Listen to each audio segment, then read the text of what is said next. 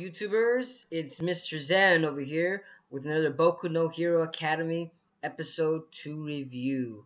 What it takes to be a hero. Ooh. This episode straight just jumps off from the last episode, right where uh, Izuka was talking to the hero All Might. And the hero All Might was there acting, all chivalrous and all majestic and everything, in his American detailed comic style, And then, like in this episode, you literally see that this episode was more of a like a changeover, like from the first episode, because from the first episode it focused on the setting the stage, the surroundings and everything. Then it kind of like switched its focus on to, on Mizuka's now, on Mizuka. Like I feel like that's where like this whole entire episode was just literally about him, Mizuka and Bakugo, if I remember correctly. Yeah, and these like because through the whole entire episode, there's this the slime creature actually returns. Yes, the slime creature from the first episode where the hero All Might took it down in one shot with this Texas smash technique. Woo! By the way, that was a really awesome technique that you all should check out. Even though it's just a straight up knockoff of like it could be like a One Punch Man's one punch technique. Like literally, that's what it literally looks like. But I swear, like when you see the slime creature again, you would think that this guy was done over, but no. I like how the creators kind of took a turn for it, and he became then again the main enemy back after the whole entire episode. Well, not the whole entire episode, but mostly I would say three fourths, not three, yeah, about three fourths of the episode. He was a main enemy. But like I said, the episode first started off was where literally the slime creature was just still trapped in his cage, and while Izuka and the hero All Might are all talking on the roof, Bakugo right here, this is how the creature literally escapes. I would think this creature would escape by natural cause, but not the way how the writers intended it to. Like this was kind of like weird for me. Like Bakugo just literally kicks the can that where the slime creature was actually trapped in, and it was like a regular like soda pop bottle or anything. He kicks the can, and the can like I would say it loosens up, and then the slime creature was able to escape. And that's where I'm like thinking like, yeah, that could happen. It could happen, but I was thinking more along like maybe Baku like somebody might have picked it up or something, or they're gonna throw it away. Then they're like, oh, let me empty this out. Like let me empty this bottle out. They're gonna empty this bottle out and they're gonna pour it out. Oh, but they didn't know it might have been the slime creature. See that's the way I would have thought that they might have went along with it. But no, in this case, I see how the creators kind of took along with it and said, you know what, since we're gonna make the second main character, Katsuki Bakugo, we're gonna make him part of the main cast now. Back at it again. You see that literally he just kicks the can and that's it. Kind of disappointed at it. Just a tiny bit. Disappointed just a little tiny bit. But what can I do? But the episode was still entirely like pretty epic in its seriousness right there. From the last scene that we left off was where Izuka was actually talking to Hiro All Might, and he's excited to actually meet his all time favorite celebrity. It's like you looking at Robert Downey Jr. You're like, holy snap, it's Robert Downey Jr. It's kind of like in that same aspect for Izuka right there. But no, in this situation, it kind of took like another 360 turn right there at its best. And what happened was Izuka asked his all time favorite not favorite, I want to say favorite question is like you could say like his own opinion on can he be a hero? Can Izuka be a hero? And I kind of like kind of felt sorry for the kid again. Because I like how the creators are like making this kid like kind of like a sore loser, like in all Shonen Jump main characters. Oh, you know what? You're gonna be that wimpy ass kid again. Can't get nothing. Can't get the girls. Always the jokester. But here we go. Freaking All Might literally shuns him down right there in like the first half of the episode. He tells him, "Yeah, I'm sorry, man. Sorry, kid. You can't be a hero. Sorry about it. Face the reality. You know, you can be a policeman. You know, and that's still a pretty cool occupation. And you're just here thinking like, eee, ouch. You know, like that's kind of brutal. Be a police officer. I mean, at least he gave him like another career path. You know, like to be a police officer, at least helping the citizens, you know, by the law, create order right there. You know, Zuka's just like, oh, I kind of don't want to be a hero. You know, he's kind of like tearing up right there. You know, and but you know, kind of emphasizing the fact that he's still a little kid. You know, because sometimes people forget that. Oh, I forgot this kid is actually a 14-year-old, 15-year-old. You know, he's still like a little baby, and you're here you're here wondering, oh man, you know, I thought he would actually give him some pumped up motivation, like, yeah, yes, you can. Yes, you can be the best hero you can be. Do what you can. But it's kind of took it first and told him, like, you know, just face reality. You know, we're living in, they're living in a superhero society. So, you know, he doesn't want to raise his hopes and be like, you know what, that's nice to have a dream. But, like, face reality, kid. None of this is going to happen. You're quirkless. So, of course, you know, like, I think he's trying out to save this guy's, he's trying to save him. So you can kind of say that the big hero All Might was kind of giving him a nice gesture, be like, you know what, like, just stop where you're going, and you know, do what you can at the moment, even if you're just a regular human, which is just, you know, pretty cool in a sense, you could say, you know. But continuing on, oh yes, I forgot we have to talk about this. That's right, I forgot. I'm sorry, like literally just forgot. They actually showcased a little bit more in this episode on is what's his name, the hero All Might's, how he actually naturally looks like, because you know how like all the heroes, they all have quirks, you know, they like their quirks are basically just like a recessive trait, you could say, that you know that people, like, if they long overuse their powers, something happens to them and yada yada yada. I'm guessing the hero All Might, he can only just use his powers for 3 hours of the whole entire day, which is kind of not bad, to be honest. 3 hours, and you could do a lot in just 3 hours. You know, it's not like it's just nothing. But they kind of emphasize the fact that because he's so great, you know, that's his weakness. You know, that you can only use that power for only 3 hours throughout the whole entire day. He said, I remember correctly, he said in the episode that, you know, back in the day he can go for a couple more hours, if I remember correctly, or a day or so. But you know, here you're just wondering, like, wow, you know, kind of makes sense at the same time that, like, you know, like, you know, all that power comes with great responsibility, so better use it wisely right here. But they kind of showcase more like that. Like, I like how that looking at that, like how I said back before, that he has that Western uh style drawing of comic style, but when he reverts back to his regular, you could say, human form, because you know, when he's not using his quirk, he's actually literally a regular human. When he's back to his regular human form, he's literally he goes back to the shonen style manga, like, you know, the art style. He goes back to that shonen style art style. I'm sorry about that for like stuttering right there. He literally goes back to that style, and it's kind of funny because you kind of at least expect it to at the same time. You're here wondering, holy snap, this took another turn. Like, this whole episode was doing a whole 360 turn. Maybe I should call this episode U-turn. Like, you know, oh snap, okay, let's go back and think back. Oh, where are they heading with this episode? You know.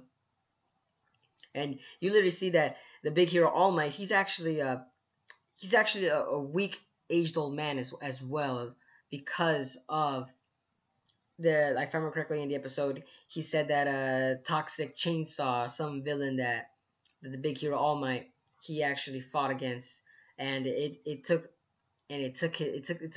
some, like, some organs like that.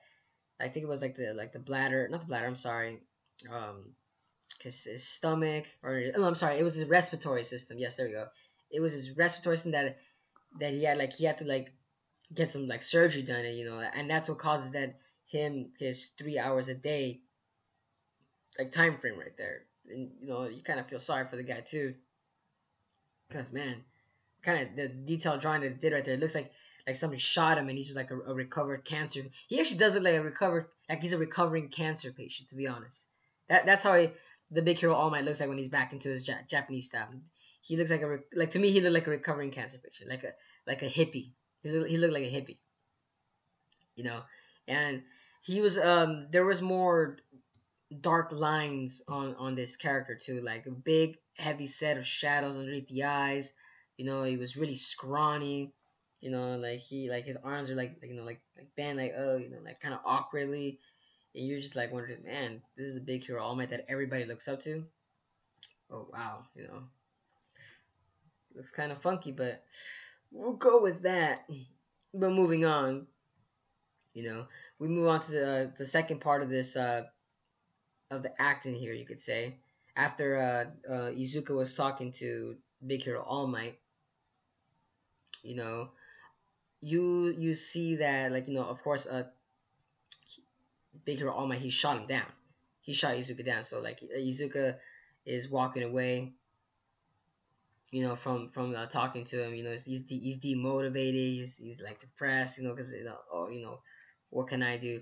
And, you know, he's looking at his hero analysis book. You know, he's looking at Cameo Woods, Mountain Lady. You know, he's looking at them like, you know, oh, maybe there is. He's trying to look for a small glimmer of hope that maybe these other heroes can help him. I'm assuming from that scene that he was walking by, it looked like he's trying to look for some kind of hope, because, you know, he like, you know, like every shonen main character, you know, like they never give up. You know, they never want to quit their dreams.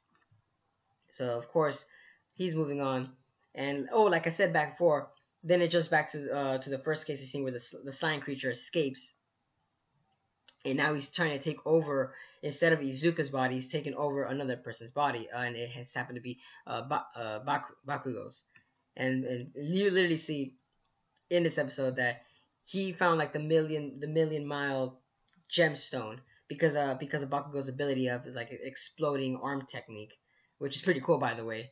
He literally causes explosions at the tips of his fingers, or palms, you could say. And, you know, like a majority of the quirks out there, they're just like replicating an extra arm, an extra eye, or, you know, like, it's not, they're not as well big in powers, you know, like it's not something that'd be like, oh, you know what, there's something to be fearful about, you know. But Bakugo's ability is really a gemstone power right there. It's like one in a million. It's in his and his has explosions. And, you know, when you see the slime creature trying to take over, you know, you see Bakugo like struggling against it, but to no avail. Of course, the slime creature was actually just like taking him down. You know, like, because he was trying to suffocate him. And it's like, you know, like how he said back in the first episode, it only takes 40 seconds. It actually took more than 40 seconds in this episode, and I'm here wondering, maybe it's the time frame because of the anime, because maybe when you're reading it, maybe it might make more sense because everything's going by a little faster, you know. But when you're watching this anime, if it's gonna be another 40 seconds, this was like almost like 20 minutes for like what they made it. What they made it seem like this guy was gonna take over, you know. So, and of course, back with Izuka again, he's walking by, and then we just happen to be seeing the explosion, and all this commotion is happening there, like, while the slime creature was trying to take over Bakugo. You know, like all this mayhem over all this street that's going on. You just literally see like, oh crap, you know, my best friend, he's being taken over. Oh, and, you know, and this is where, like I said back before, that Bakugo's ability was a gemstone, right? Because all the top class heroes, they even couldn't save him against the slime creature, against actually Bakugo, because his ability was actually pretty strong. That when the slime creature was using it, it kind of set them back. Said, crap, you know, we can't save it because he's using his own power to kind of basically shield the creature himself. And, you know, that's not what Bakugo was trying to do. You know, he's trying to actually escape, but because he's trying to escape and cause all the explosions that heroes can make, they're like death arms. To me, they look like the hero death arms. Like his power was just like, I don't know, like a strong fist or knuckle or something, or like heavy arms. I'm assuming they didn't really emphasize how much on this guy's powers, but you literally, like, he tried to rescue him, but the slime creature, like, just said, oh, you know, like, he just kind of shrugged it off, like as if it was a tickle to him, you know. And Cameo Woods, you know, he he's not good with fire, so he literally was like literally taken out of the picture. Um, I forgot the fire hydrant guy. I forgot the guy's name. He was he I thought he might have been pretty cool. They didn't even showcase if he can fight or not. He just said, "Oh, He said he even said, "I'm busy trying to control the fire right now." So at least he's doing something. It looked like he has like a water manipulation ability, which is pretty cool in a sense in that kind of world. But they're kind of using him for something else, just to douse fires. Man, they could have made something better of him. I'm hoping maybe later on in some future episodes they might find another person that uses water that won't be just using just to rescue civilians, because it's a water control ability is pretty dope, and it's an elemental ability too, so for sure that should be like kind of top notch, kind of hard to take over. Like think of like Julia from Fairy Tail, look at her water ability and look how far that gets her in fighting enemies. But no, this guy is more like a secondary character just to help people. You know, it's kind of horrible for that kind of guy, but what can you do about that guy? And it even showcased as well, Mountain Lady. She actually couldn't even rescue Bakugo himself because she was way too big. The lanes was just a one way street. She said it was a one way street, and she couldn't do nothing. And see, all these heroes have these like amazing abilities and powers, but they all have their drawbacks. Like it was either based on the environment, or it wasn't just strong enough. And that's what makes I'm guessing that's what makes the hero All Might as well kind of strong in a sense, because even though his power is like from so far we've seen is like a incredible force, you could say, from like his fists, it's still top notch because of that. And he can still fit in buildings, and help out civilians. His quick speed, strength, and everything, you know. But all these other heroes, they're just not up there on his league. Kind of feel sorry for all those kind of heroes too. They're trying to make a name for themselves, and they can't even do anything about it. But continuing on about those sorry excuse for heroes, you know, like they they actually. Oh, I'm sorry, I forgot to mention that they actually were struggling too. That they actually were calling for help, and that's how sad it was. I'm so sorry. It was sad. It was sad they were actually calling for help because they couldn't do nothing. They were actually calling for All Might. What if All Might was taking a coffee break, or he's in the restroom taking like dropping some feces. Like Jesus, like these guys are calling themselves heroes. I'm sorry, but like that kind of also disappointed me as well. That's like, damn, these heroes can't do nothing. But I'm guessing it's just the story writer trying to make the story seem more approachable for All Might, because I'm assuming All Might is gonna be like this. I like how they're doing that. Like All Might is literally like a main focused character throughout this whole entire story, and they're not gonna put him down anytime soon. Ugh, man, hero All Might. I swear, he has his own comical side and his own serious side. It's all well balanced, you could say, in this episode. But continuing on, you know, but and then you literally see this since like all the heroes, they actually couldn't help or find help out of everybody that was in the crowd, like taking selfies and pictures, like, oh, there's a kid dying, oh my god, take a picture, oh, so why isn't nobody helping out, but they're just taking pictures. His best friend Izuka comes in and actually tries to, at least his best, to save this kid. And that was pretty cool. He said, what, F it, that's my best friend, he looks like he needs help, so let me go help this guy. And it was funny the way that like the creators made him run. Like it looked like he was a 5-year old, like from Rugrats. He's like running like all awkwardly to him, and what I find it funny was like, so I'm guessing the sludge character's eyes were apparently sensitive, while everything else, like it just caused no physical harm, because apparently when Izuka threw his backpack and one of his notebooks hit the evil villain's eye, he actually blinks and kind of like, and moves back a little and lowers his defense. And you're here wondering, why won't Death Arms punch that creature in the eye, and all of this would have been over? Yes, all of it. That's what I was thinking about. All of this could have been over. But no, freaking these sorry excuses for heroes. So sorry, couldn't even think of that. You know, but when Izuka actually ran towards him, you actually see him try his best. Scraping his arms, uh, trying to dig and claw into that liquid. Trying to save his best friend. And the other heroes they didn't even do nothing about it.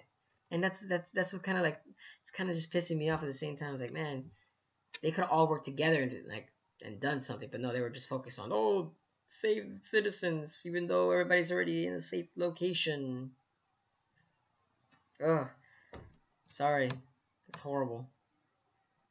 But yeah, but then you see because Izuka was trying to save his best friend, Hiro All Might was there at the scene, but because like I said back then in the earlier episode, he overexhausted his limit of using his strength. You know, you literally see then he actually plunges in and comes in and does that one punch hit KO against the evil slime creature. And you know what's crazy is that like his punch was so strong, man. It kind of made One Punch Man's techniques look like nothing in this episode, of course. Because the minute he sent out his punch, he actually changed the weather. He changed the goddamn weather, all from a single punch, and it threw away like a huge ass sudden change in air pressure. So it brought forth clouds, and therefore all these rain clouds brought down rain, which I thought that little scene was actually pretty cool. Like, wow, there's more to than just having a strong physical technique. He can actually change. You could change the weather too at the same time, which I think that's kind of sets himself apart again from all these heroes. And that's pretty intense. You know, but from the beginning of the episode to the middle and now to the climax of this episode, where I'm going to that now, is through all of that, with of course the hero is saved, Bakugo is saved, all of this. Izuka was being tormented by all the I won't call them B class heroes or C.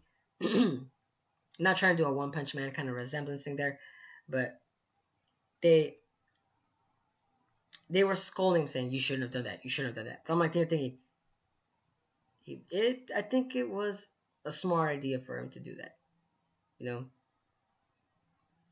for him helping save his friend, I think that was a very nice gesture, and it helped him because all those couple he only had the Bakugo only had a couple of seconds to himself, and that's all that he needed for someone else to come and save him. You know, but then we move on after Izuka got distracted by the reporters and everything.